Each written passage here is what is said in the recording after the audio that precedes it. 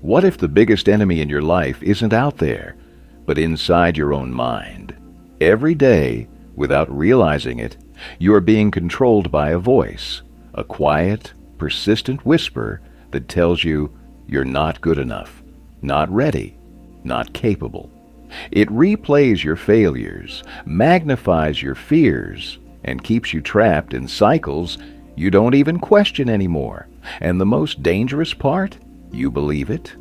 You think those thoughts are you, but they're not. They are patterns, conditioned responses, mental habits you've repeated for so long. They feel like truth.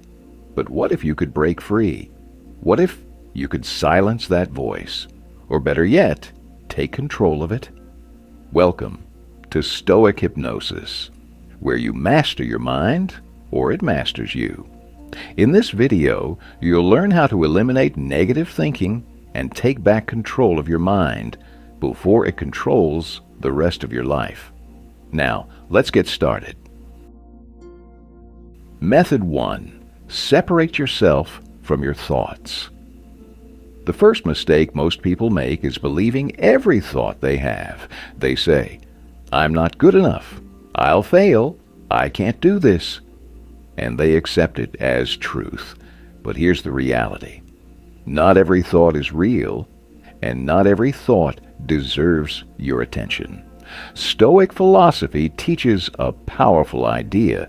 You are not your thoughts, you are the observer of them. The moment you create that separation, everything changes. Instead of reacting emotionally, you begin to watch your thoughts like an outsider. You notice patterns. You question them. You stop giving them automatic power. This creates space, and in that space, you regain control, because a thought only becomes dangerous when you believe it. The more you observe without attachment, the weaker those negative patterns become. And over time, you realize something liberating. Your mind is not your enemy, unless you let it be. Method 2. Interrupt the pattern immediately.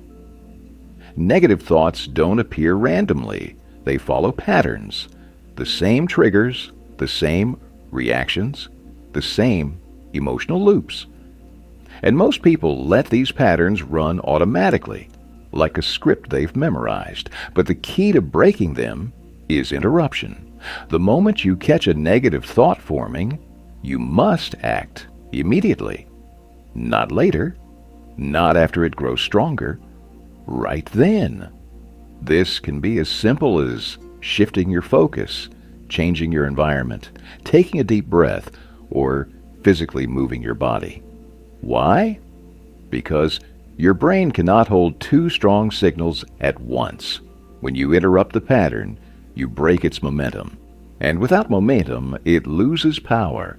Over time, this trains your mind to stop defaulting to negativity. You are no longer a passive receiver of thoughts.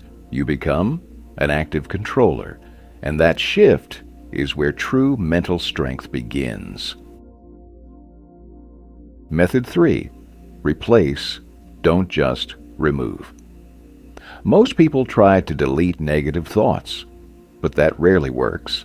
The mind doesn't like emptiness.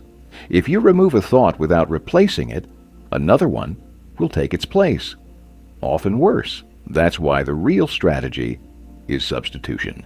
Every time a negative thought appears, you consciously replace it with something stronger, more constructive, more intentional. Not fake positivity, but controlled direction. For example, instead of "I can't do this," you shift to "This is difficult, but I will figure it out." It's subtle but powerful. You're not lying to yourself, you're guiding your mind. Over time, this becomes a habit. Your default thinking changes. Your reactions become calmer, more focused, more resilient. And eventually, the voice in your head is no longer your biggest obstacle. It becomes your greatest advantage. Before we go further, pause for a moment and be honest with yourself. What kind of negative thought do you struggle with the most? self-doubt, overthinking, or fear of failure? Drop your answer in the comments below. Sharing it might not only help you release it, but also help others realize they're not alone. If this is opening your mind in a new way, consider subscribing to support the channel and keep this kind of powerful content coming. Now, let's take it deeper. Method 4. Starve the thoughts that feed on your attention. Negative thoughts survive on one thing: your attention. The more you engage with them, analyze them, or fight them emotionally, the stronger they become. It's like feeding a fire. Every reaction is fuel. Most people don't realize this, so they keep replaying the same thoughts, trying to solve them, but only making them louder. The Stoic approach is different. You don't fight every thought. You starve it. You let it pass without reaction. No judgment, no emotional attachment. Because what you don't feed dies. This requires discipline because your mind will try to pull you back in. But the more you practice disengaging, the less power those thoughts have over you. Eventually, they stop showing up as often, not because you forced them away, but because you stopped giving them a reason to stay. Method 5. Build a mind that is too busy to be negative. An idle mind is the perfect environment for negative thinking. When you lack direction, purpose, or focus, your mind fills the gap with doubt, fear, and overthinking. That's why highly disciplined people rarely struggle with constant negativity, not because they're immune, but because they're occupied with meaningful action. Before you try to fix your thoughts, ask yourself, what is my mind focused on daily? If the answer is nothing clear, that's the problem. Fill your day with intention. Set goals. Move your body. Learn something. Create something. When your mind is engaged in growth, it has less space for destructive patterns.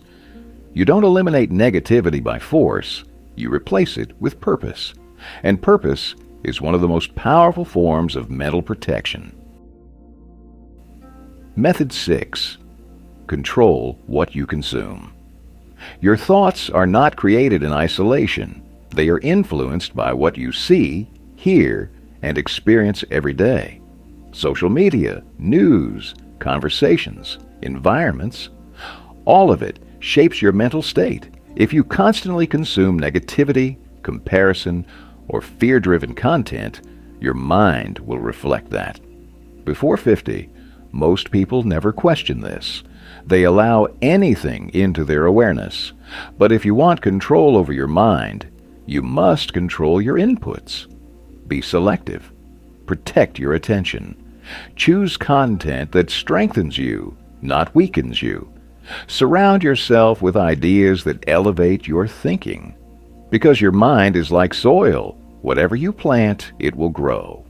And if you don't choose what goes in, something else will choose for you. Method 7. Accept that negative thoughts will never fully disappear. This may be the hardest truth to accept. Negative thoughts are not something you eliminate forever. They are part of being human. Even the strongest minds experience doubt, fear, and insecurity. The difference is not in what they feel, but in how they respond. The Stoic does not aim for a perfect mind, but a controlled one. Instead of asking, how do I stop these thoughts? Ask, how do I stop being controlled by them? This shift changes everything, because once you accept that negativity will come and go, you stop fearing it. You stop overreacting to it. You let it pass, and that is true control, not silence, but stability, not perfection, but power. When you reach this point, your mind is no longer your weakness, it becomes your greatest strength. Conclusion. By now, You've probably realized something powerful. Negative thoughts are not the real problem. The real problem is giving them control. Most people spend their lives trying to eliminate negativity, but they fail because they never learn how to manage it. And as a result, they stay trapped in cycles of doubt, fear, and hesitation. The deeper lesson is this: you don't need a perfect mind to live a powerful life. You need a disciplined one. Thoughts will come and go, but your response is always your responsibility. That is where your power lies. Start simple. Today, catch one negative thought. Just one. Don't react. Don't believe it immediately. Observe it, question it, and redirect it. Do this daily, and you will slowly rewire your mind. If this message helped you see things differently, consider subscribing to support the channel and keep this kind of powerful content coming. Now ask yourself, who is really in control of your mind? Thank you for taking the time to watch until the end of the video. See you in the next videos.